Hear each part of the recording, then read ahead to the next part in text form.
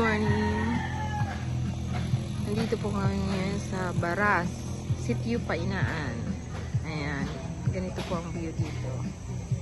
Sobrang nakaka-relax. At ito pong nakikita natin yung farm po yan na Korean. May mga tanim din sila diyang iba't ibang mga gulay. Ayan.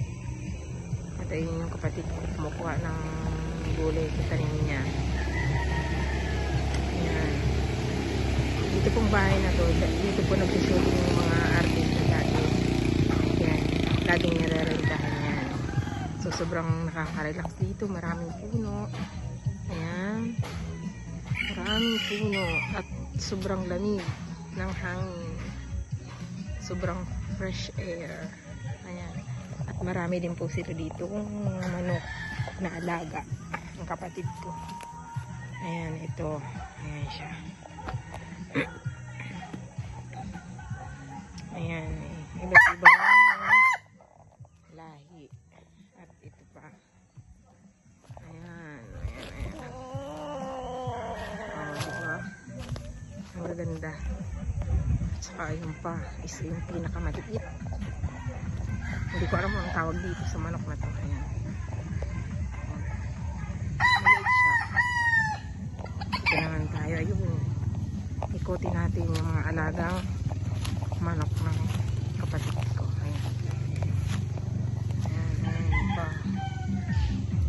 Ayan. Ito pa yung isa. Marami po sila. Ayan. Oh. Diba? Ito pa yung iba. Ayan. Ayan. Ayan pa. Marami po silang panabong. Ayun.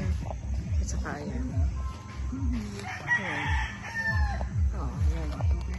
Ito pa.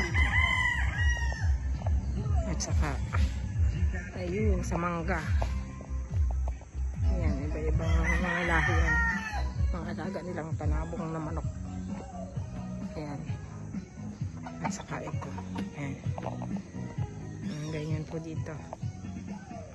Sa Baras.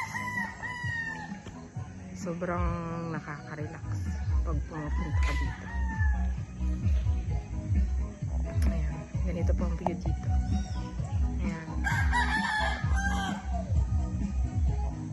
Tamang pasya lang.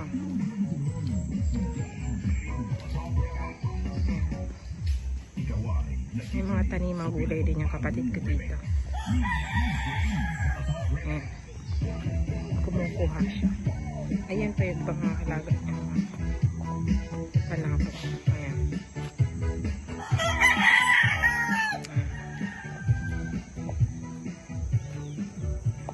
Ayan.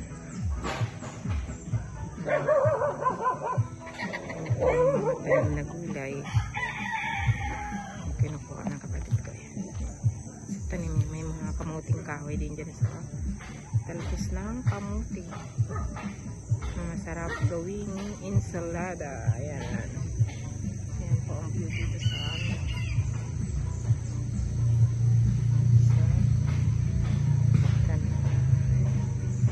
Sa Baras. Sitio Painaan.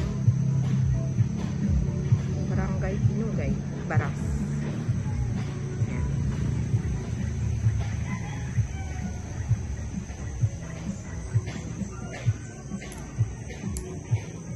Ang lamig ng hangin ngayon. Ang sarap magkape.